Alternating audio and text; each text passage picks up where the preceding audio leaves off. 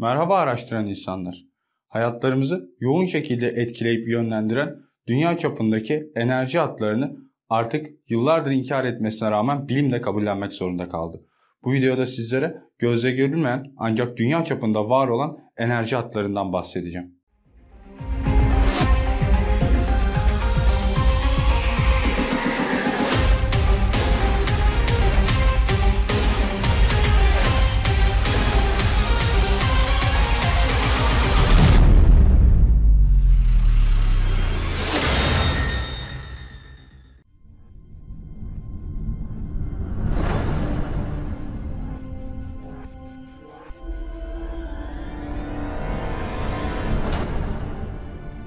Uzun süre sadece ezoterizmde dile getirilen bu enerji merkezleriyle son zamanlarda bilimsel çevrelerde yakinen ilgilenmeye başlamışlardır.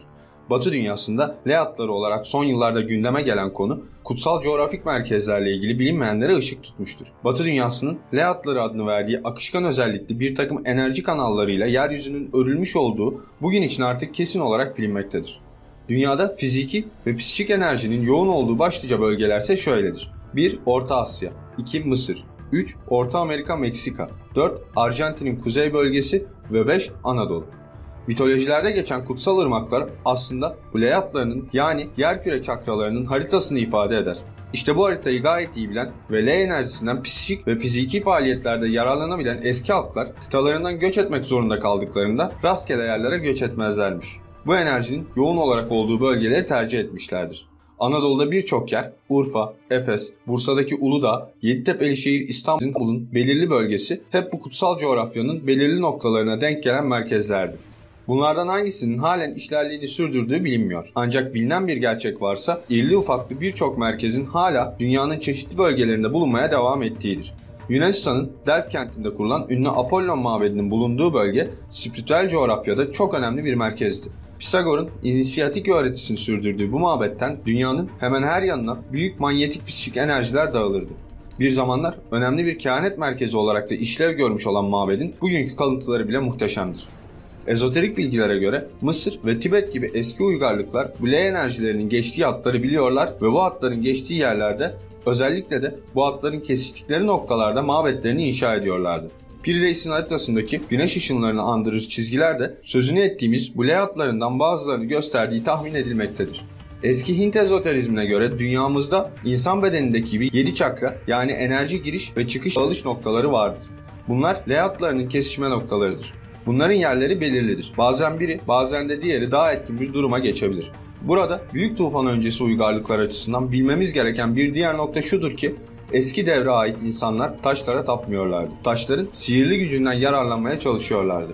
Bu bağlamda ezoterizmde taşların sınıflandırıldığı 4 ana grupta bilinmektedir. 1. Atlantislerin özel işlemlerden geçirdikten ve biçimlendirdikten sonra enerji santrallerinde kullandıkları nadir kristaller ve çok farklı bir maddesel yapıya sahip olan özel taşlar. 2. Büyük tufandan sonra bizim devremize ait uygarlıkların inisiyatik merkezlerindeki mabetlerde yer alan psikik çalışmalarda kullanılan kökenleri bilinmeyen ve günümüzde kayıp durumdaki taşlar. Bu taşlardan bazılarının kozmik kökenli, bazılarının ise Atlantis kökenli olduklarını ve bizim devrimizin ortalarına doğru bazılarının yeryüzünün belirli yerlerine gizlenmiş oldukları söylenir.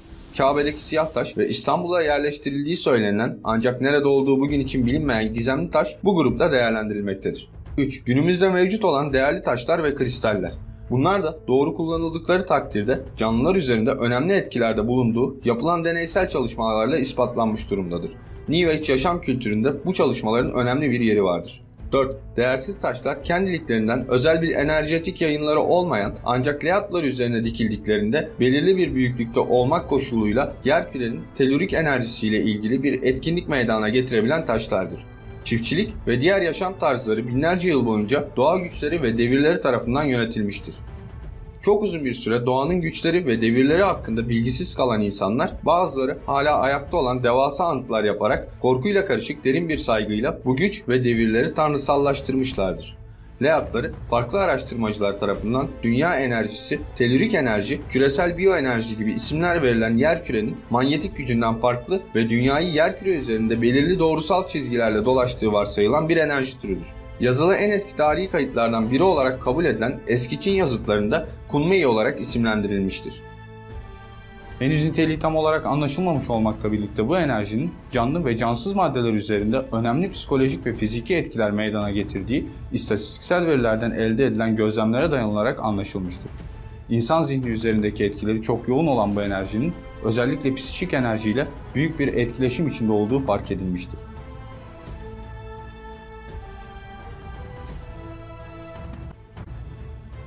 Yerküre gizemleri araştırmaları ortaya çıkışını Alfred Watkins'in 1920'lerde yaptığı çalışmalara borçludur.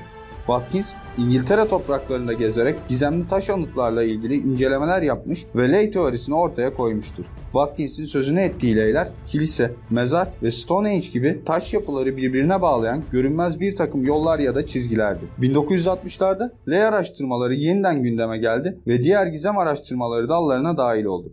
Böylece yerküre gizemleri araştırmaları doğmuş oldu. Özellikle Avrupa'da güç sahibi olan bu araştırma alanında günümüze kadar önemli gelişmeler kaydedilmiştir. İngiltere'de özellikle dev taş çemberlerin ve megalit adı verilen taş yapıların inşa ediliş nedenlerinin bulunabilmesi için yoğun çalışmalar yapılmaktadır. Bazı deneyler sonucu özellikle güneşin doğuşu sırasında muhtemelen bu taş yapılardan yayılan bir takım ultrasonik ve radyasyonik etkiler tespit edilmiş ve hatta gelişmiş bir takım cihazlarla bunların ölçülmesine çalışılmıştır. Ayrıca ziyaretçiler tarafından taş anıtların bulunduğu alanlarda bazen elektrik şokuna maruz kalma ve değişik bilinç durumlarına geçme gibi etkilerin yaşandığı bildirilmiştir. İngiltere'de yerküre gizemleri araştırma gruplarının düzenlediği Mood adı verilen toplantılarda pek çok insan bir araya gelip konuşmalar ve tartışmalar yaparak bu fenomen hakkındaki son bilgileri öğrenmektedir.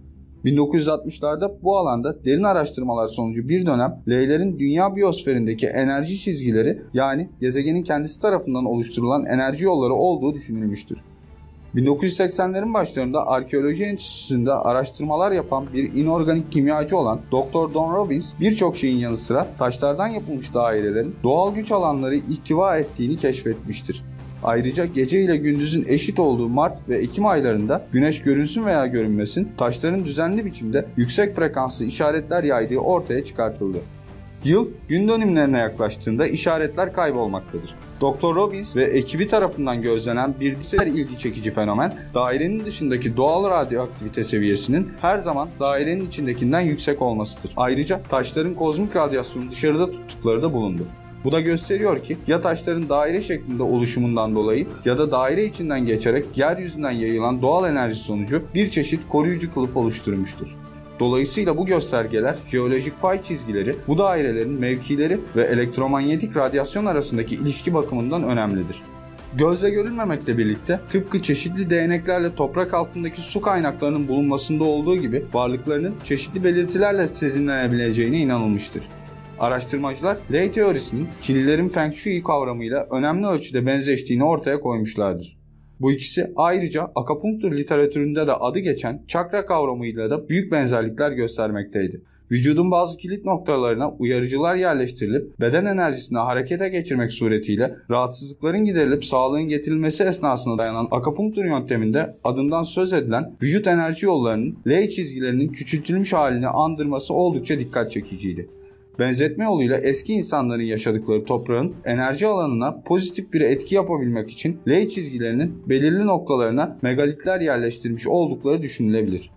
Gezegenimizi enlemesine ve boylamasına geçtiğine inanılan akışkan enerji damarları olarak düşünülen ley hatları bu bölgeleri birbirine bağlıyor gibi görünmektedir. İlginçtir. Bu ley hatlarının taş dairelerinde birbirlerini kesen fay hatlarının paralelinden geçtikleri anlaşılmıştır. Eğer bu böyleyse bu bölgelerdeki elektromanyetik enerji ve onun sonucu olan atmosferik fenomenlerin çevre bölgelerden daha güçlü olma olasılığı vardır.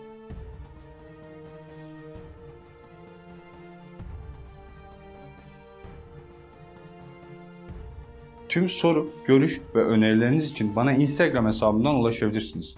Araştırmalarımızın gelişerek devam edebilmesi için videoyu Facebook, Twitter gibi sosyal ağlarda paylaşmayı, yeni videolardan haberdar olup araştıran insanlar topluluğuna katılmak için Kült TV'ye abone olarak bildirimleri açmayı unutmayın. Gelecek videoda görüşünceye kadar hoşça kalın araştıran insanlar.